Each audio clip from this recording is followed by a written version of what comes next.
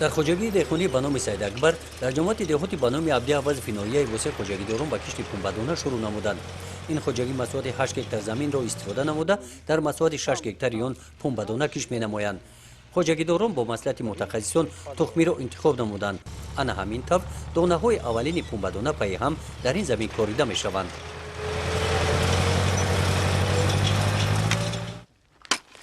در خوجگی دهخانی به نام خلبزر باشد خوجگی دارون کشت پنبه‌دانه را بروقتر به انجام رسانیده الک با کارکرد اولی زمین شروع نمودند.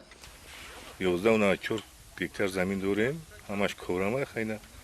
این طور پختر نسبت به پورینه 2 هکتار زیادتر کردیم. قریب 8 هکتار زمین در پخته کردیم، 3 هکتارش در گندم.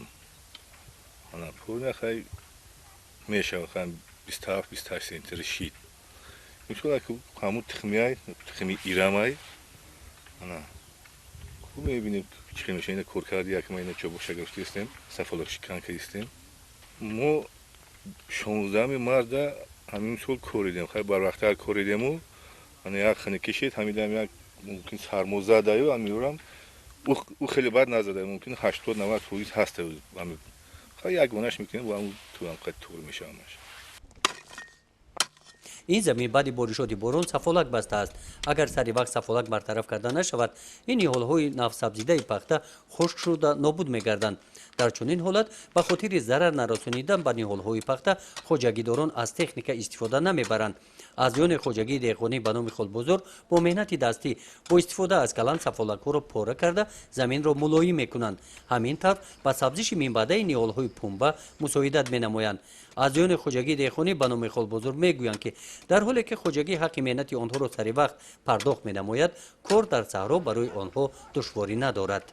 نسبت به سال گذشته امسال کارمان بر وقتتر سر شد. امسال یک هفته که ما چوبق سر کردیم هر روز 20 تا 21 میزنیم. در جماعت دهاتی به نام عبدی عوض فینایی واسه 258 خوجگی‌های دهقانی پختکار فعالیت دارند. در این خوجگی‌ها کشت پنبه‌دانه ماه اپریل ادامه می‌یابد. موافق دورنامه امسال باید در جماعت دهاتی به نام عبدی عوض در میدان 1300 هکتار کشت پنبه‌دانه گذرانده شود و تا امروز چنانکه که شما شاهدید در میدان 1000 هکتار زیاد کشت پنبه‌دانه گذرانده شده است و زمین‌هایی که بر وقت کشت پنبه‌دانه گذرانده امروز کارهای بین قطاری ادامه دارد و کشت پنبه‌دانه هم روزهای نزدیک به اتمام میرسد. امسال موافق دورنامه در میدان 60 هکتار نسبت سال گذشته کشت پنبه‌دانه زیاد کرده شده است در جماعت. برای سری وقت به انجام رسانیدن کشت پنبه‌دانه در جماعت دهاتی به نام عبدی عوض 30 تاد تشکیل شده است.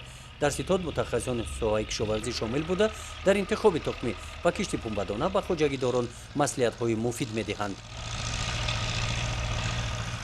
گزارش خواجه نظری خدای نظر ظهورов از ناحیه واسه برای برنامه اطلاعاتی نوی